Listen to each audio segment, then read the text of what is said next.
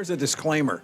What you're about to hear are my thoughts, and in their basically unscripted thoughts. In response to what is happening with January 6th and how it's being exploited, and the fear that has gripped America. What really caught my attention was a poll by the Trafalgar Group, and that's one we've had on the program before. They do pretty good polling. But here's a question that they asked. Do you believe American society and culture is in a state of decay or a state of progress? Well, the polling results, if you're watching, you can see it, 76.8% of Americans say it is in a state of decay. You know what, and I agree with that. I believe it is, but we have been in a downward fall, a state of decay since the fall of man. I mean, that is the natural progression of man. Now, there are blips of hope when we see spiritual renewal and revival.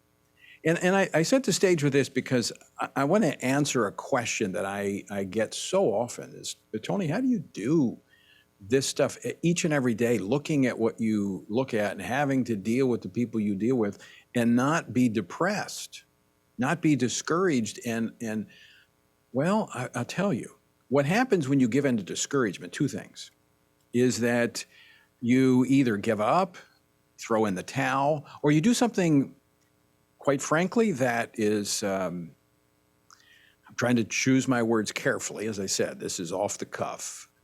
But what happened a year ago, January the 6th, was stupidity. Now, I'm not talking about the people who went peacefully there to Washington and to the Capitol, came here and let their voices be heard. I'm talking about those who broke the law and went into the Capitol and engaged in violence. Any lawlessness is wrong. I don't care who's doing it. It's wrong. And I spoke out about the riots back in the summer of 2020, and I spoke out the very afternoon 1 year ago when that occurred. It's wrong. Under every circumstance, it's wrong. But here's how we don't give in to discouragement, that is throwing in the towel or giving in to anger, is that we have to have a biblical perspective of what's happening.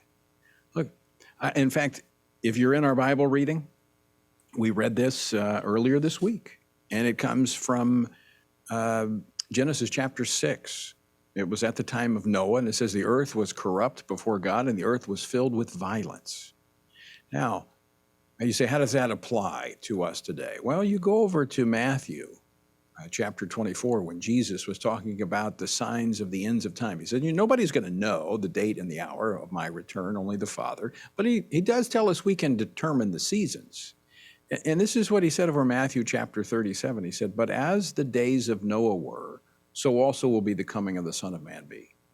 So the lawlessness, the corruption, the violence, and by the way, last year we set a record in this nation for violence, and it looks like, that would be 2020. 2021 appears, based on early data, that it will set a record again on violence.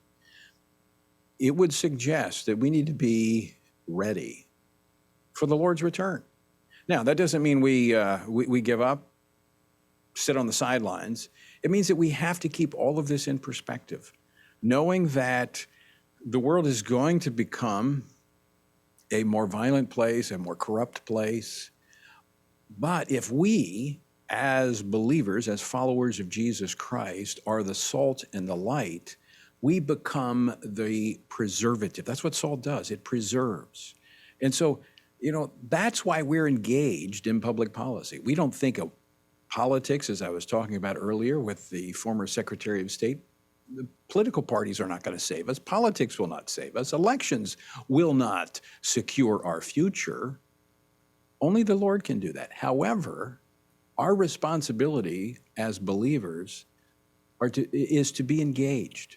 To be engaged in the culture, living out our faith in such a way that it impacts the world around us. And that's why we are involved in public policy, to ensure that you, as a parent, can raise your children and teach them as the Lord has instructed you, and not have those values and those principles undermined by the local schools and your tax dollars.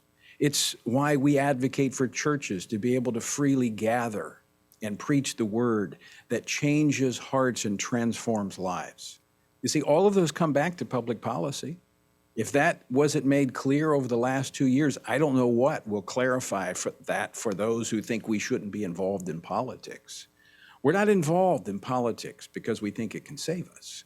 We're involved in politics so that the church can do the work of spreading the gospel, which does save us.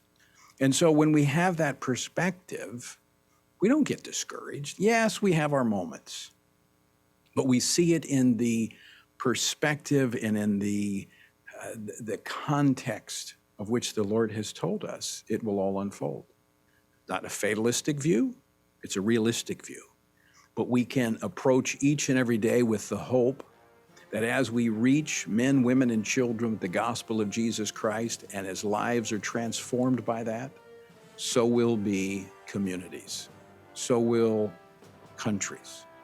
So folks, no reason to be discouraged.